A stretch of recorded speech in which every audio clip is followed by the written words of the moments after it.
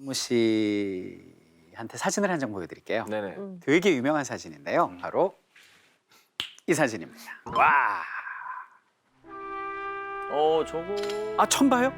아니 봤어요. 아 이거 뭐죠? 뭐 하는 장면이죠? 성조기를 세우는 거 아닌가요? 예, 왜 세우죠? 쓰러졌으니까요. 쓰러지고 세우는 거 아니에요? 아, 네. 와, 아니 철학적이다. 그걸 왜 세우겠어요? 당연히 쓰러졌으니까 세우는 거지. 맞죠? 맞아요. 맞습니다. 그 1945년입니다. 그 2차 세계대전의 끝을 알리는 그리고 새로운 미국을 중심으로 한 멋진 신세계를 알리는 미국인들 입장에서는 위대한 사진이었습니다. 그래서 그 일본의 남부에 가면 2호 섬이라고 있었어요. 그 2호 섬은 전략상으로 중요한 섬이었는데 일본군이 사수하고 있었고요. 치열한 전투 끝에 고지를 점령하고 성조기를 빡 하고 세우는 그 장면이거든요. 그래서 저 사진에 찍힌 병사들은 영웅이 돼요. 그래서 뭐 기자회견도 하고 무슨 만찬장에 초대되면서 프레시 세례도 받고 그러거든요. 근데 저 위대한 사진이 연출이에요. 종군 기자가 와가지고 사진을 찍으려고 이제 연출을 하는 거죠. 그래서 아, 진짜. 네, 일단 저 영화로도 나왔어요. 아버지의 깃발이라고 실제 논픽션 소설을 영화화한 거거든요. 자, 그리고 한 장의 사진을 더 보여드리는데요. 이 사진은 좀 다른 느낌으로 다가올 겁니다. 보시죠. 네, 굉장히 유명한 사진입니다. 아 나 이거 알아요. 저 어디일 것 같아요, 저희가? 빠기 아니에요? 맞습니다. 아시네요. 어떻게 알았어요? 아 딱 봐도 빠기잖아요. 저 사진이 옛날 강남역 카페에 가면은 맞아. 만하게 판넬로 해가지고 벽지에다가 예, 그랑블루 사진이랑 같이. 예, 그러네요. 근데 이제 보통 사람들은 저 사진을 보면서 그 파리의 이미지를 상당히 로맨틱하고 마치 파리에 가면 낭만적이고 나에게도 어떤 일이 생기지 않을까 막 가슴 뛰는 그런 파리의 이미지인데 조작입니다. 아니 저거를 무슨 화보 찍는 것도 아니고 저렇게 완벽하게 찍을 수가 없죠. 우리 같이 사진을 많이 찍히는 사람 입장에서는 저거 하나 건질려면 한 20번 정도는 찍어야 아이 돼요. 그럼요. 저게 말이 안 되지. 맞아요, 연출입니다. 연출이- 배우들이에요. 배우들이고 어. 뭐 좀 세게 얘기하면 조작인데요. 아마 사람들이 많은 배신감을 느낄 것 같아요.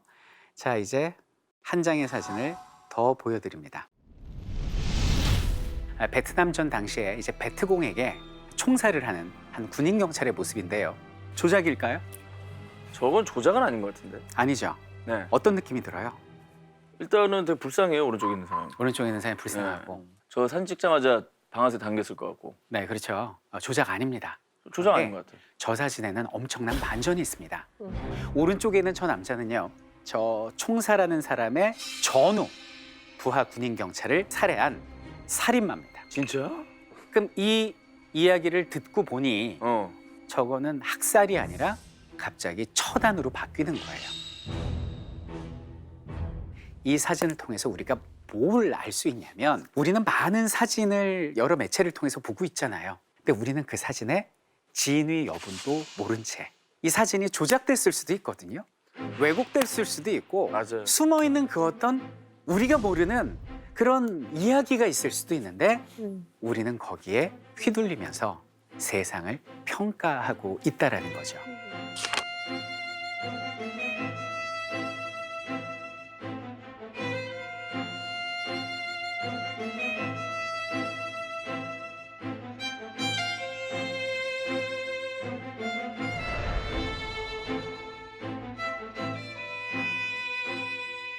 전직 아나운서시잖아요. 네. 누구보다 잘하실 것 같습니다.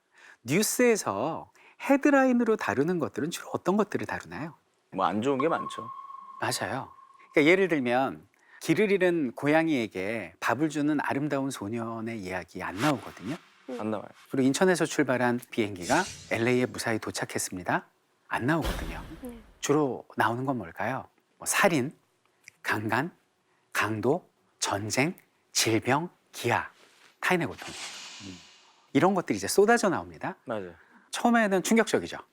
근데 여기는 어떤 타인의 고통의 홍수 속에 살다 보면 그게 무뎌질 수 있다는 거예요. 그러면 어떻게 해야 되죠? 더 센 걸로.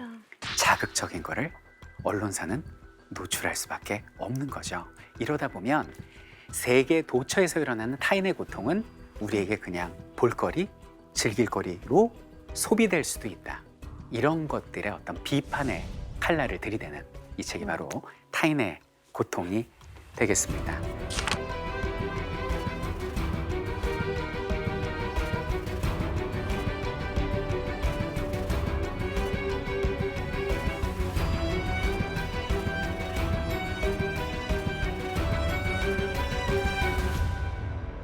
현무 씨는 기아 질병 전쟁 중에 어느 것이 가장 끔찍하다고 생각이 되십니까?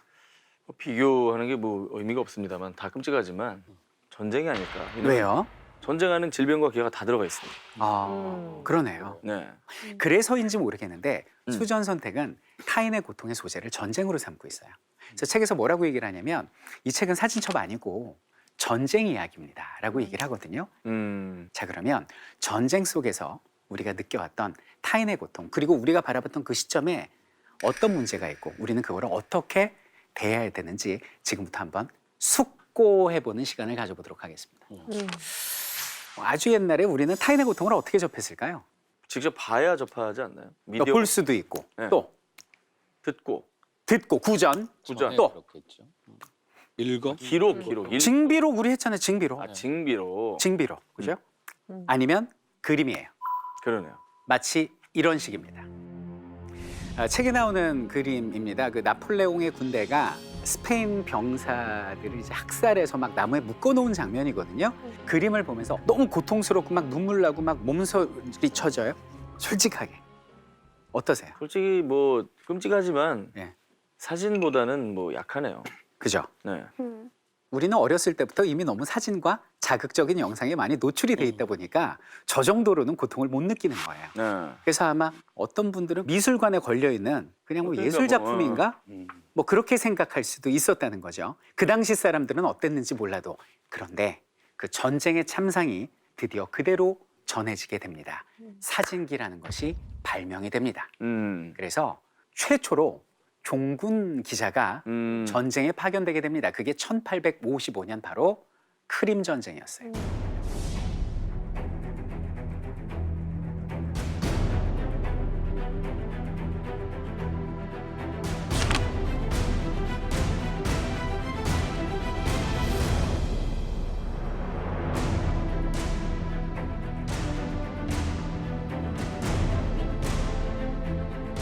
자, 종군 기자가 카메라를 들고 가서 최초로 전쟁의 참상을 담습니다.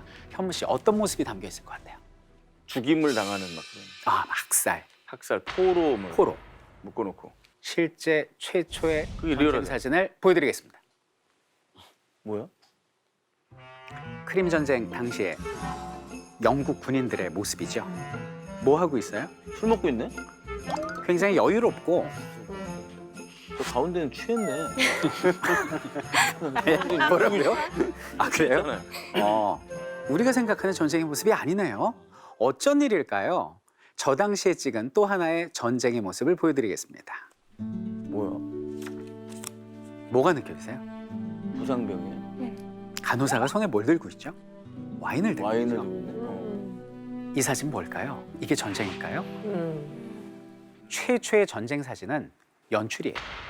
연출. 당시 영국에서는 반전 여론을 두려워했던 거예요. 아. 그래서 우리가 알고 있는 학살, 불구자, 전쟁으로 죽어가는 사람들의 고통은 카메라 밖에서 이루어지고 있었고요. 카메라에 찍히는 사람들은 좀 서볼까요? 자, 표정 온화하게. 자, 다리 한쪽 꼬고 늠름한 모습 최대한 보여주세요. 자, 갑니다. 하나, 둘, 셋, 넷, 다섯, 여섯, 일곱. 왜냐면 그때는 노출이 15초였어요. 그러니까 15초 동안 이루고 있어야 돼요. 이게 연출된 최초의 전쟁 사진이었다는 거예요. 그러니까 전쟁 유지의 도구로서 사용이 됐다는 얘기죠.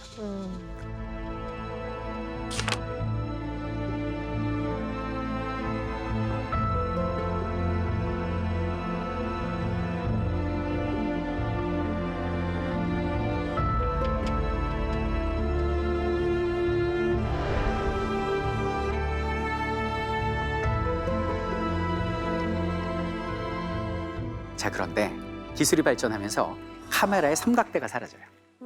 그리고 15초간 노출이 아니라 바로 찰칵이 가능해지고 렌즈가 부착되면서 중인이 됐다가 중아웃까지 가능해집니다. 음. 있는 그대로의 전쟁의 모습을 찰칵 하고 담을 수 있게 됐잖아요. 그렇죠. 그래서 책의 표현에 의하면 전쟁에서 군인이 적군에게 총을 겨누는 것과 같이 종군 기자들은 피사체에게 카메라를 겨누게 됩니다. 동시에 발사할 수 있는 시대가 온 거예요. 그러면 어떤 모습일지 상상이 되십니까? 보세요. 이게 당시 2차 세계대전에서 목숨을 잃은 병사들의 모습입니다. 잘 관찰하셔야 돼요. 이것도 연출이에요? 일종의 연출인데요. 군인들의 얼굴이 나오지 않고 있어요. 아, 초상권? 인권. 아니 생각해 보세요.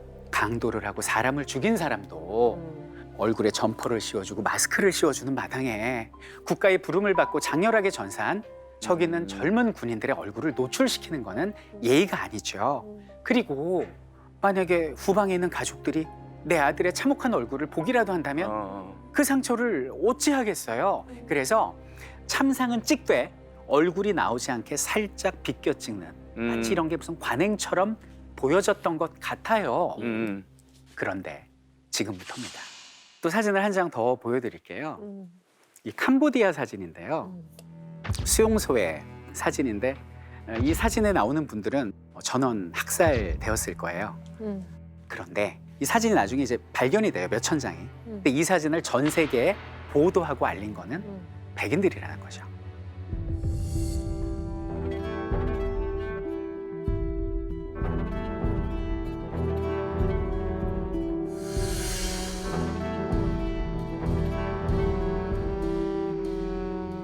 왜 백인들의 얼굴은 가려져 있는데 얼굴뿐만 아니라 치부까지 드러나 있을까요? 수전 선택은 이렇게 얘기를 하는 거예요. 백인들은 언론의 주도권을 쥐고 이런 끔찍한 일들은 아시안이나 아프리카에서 일어나고 우리 땅에선 일어나지 않는 것처럼 이미지를 조작하고 왜곡하고 브랜딩을 했다는 거예요.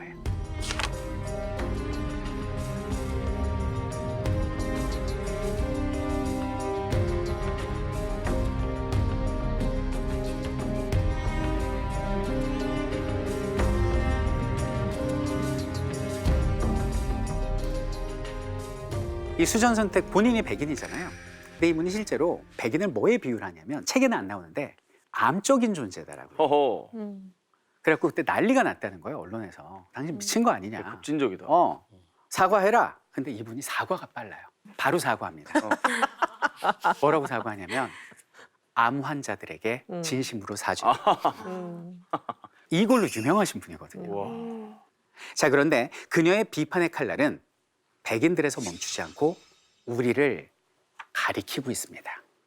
현무 씨 혹시 최초로 안방에서 이렇게 전쟁을 생중계로 본 기억이 있습니까? 그거 아니에요? 그 이라크 전쟁? 걸프전? 맞아요. 네. 군복무했어요, 제가 그때. 근데 TV에서 그때 CNN에서 보도를 하는데요. 지금도 기억나는데 저 깜짝 놀란 게 전자오락 게임 하는 것처럼 맞아요. 너무 스펙타클하다라고 생각을 했어요. 근데 그 당시 이라크에선 수많은 사람들이 죽어갔는데 그중엔 어린이도 노인도 여성 혹은 임신부도 있었을 텐데 저는 그거를 무슨 오락거리처럼 즐기고 있었던 거예요.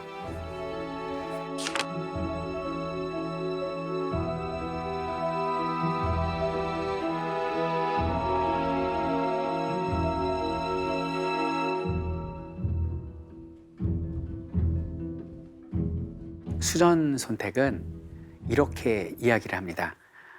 지금 넘쳐나는 이런 정보들을 지켜보는 우리 모두 다 관음증 환자다.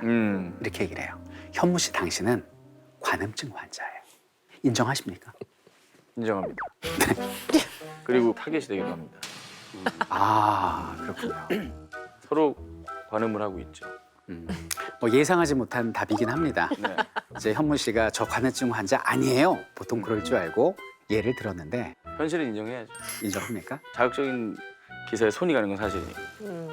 그런데 어떤 분들은 이렇게 얘기를 할 거예요. 나 관음증 환자 아닌데 무슨 소리야. 나 타인의 고통 보면서 나도 이렇게 가슴 아파하는데 무슨 소리야라고 얘기를 하는데 그런 말 있잖아요. 세상에서 제일 재밌는 구경이 불구경? 하고 싸움 구경이라고. 그런 얘기가 나와요, 책에. 차를 타고 가는데 교통사고 현장이 있어. 막 차가 찌그러져 있고 막 혈흔에 유리 조각이 있어. 그럼 사람들이 그냥 지나가나요? 속도를 줄이고 보죠. 보죠. 이거 왜 보냐? 관음증이라는 거예요. 수전 선택은 이렇게 이야기를 합니다. 우리가 질병과 기아를 통해서 죽어가는 아이들, 굶어가는 아이들, 팔다리가 잘려나간 사람들을 보면서 어떡해, 끔찍해, 불쌍해라고 반응을 하죠. 이걸 동정 혹은 연민이라고 얘기하는데 이것 자체를 불편해해요. 왜냐하면 여기서 끝나고 그냥 잊어버리거든요. 그래서 저는 처음에 이걸 나쁜가라고 생각을 했는데 어느 지역에서 굶어 죽어가는 아이가 있어요. 그 다쳐서 전쟁에 죽어가는 사람이 있습니다. 마음 아프죠. 그럼 보기 싫죠. 그럼 채널 돌려요. 그럼 막 예능을 해. 그럼 웃을 수 있죠. 네. 그게 동정과 연민의 한계예요. 근데 그 영상에 나온 뉴스에 나온 사람이 현무 씨의 조카예요. 굶어 죽어가는 아이가. 그리고 현무 씨의 가족이 총을 맞고 쓰러져 있어요. 채널 돌릴 수 있나요? 웃을 수 있어요? 안절부절 못하고 울부짖으며 어떻게든 행동하려고 나서겠죠. 결국 수전 선택 얘기는 뭐냐면 우리가 타인의 고통을 여러 가지 그 자극적인 정보를 통해서 보면서 뭐 불쌍해, 너무 동정, 연민 그냥 여기서 끝나고 돌아서는 거는 결국 우리와 당신들은 다른 사람이야 라고 이렇게 선을 긋는 행위가 아니냐. 그래서 스스로 나에게 난 이제 됐어라는 이타심을 가졌어라는 면죄부를 주는 것과 다르지 않을까라는 이야기로 해석이 됩니다.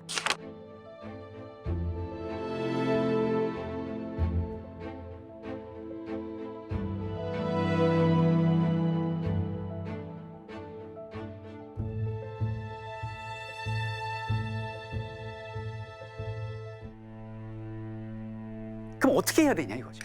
근데 거기에 막 딱 답을 내진 않지만 타인의 고통을 바라볼 때 그들의 고통에 어느 정도 우리의 지분도 있음을 인식하자라는 거예요. 그래서 고통을 나누면 절반이 되고 행복을 나누면 배가 된단 말이 있잖아요.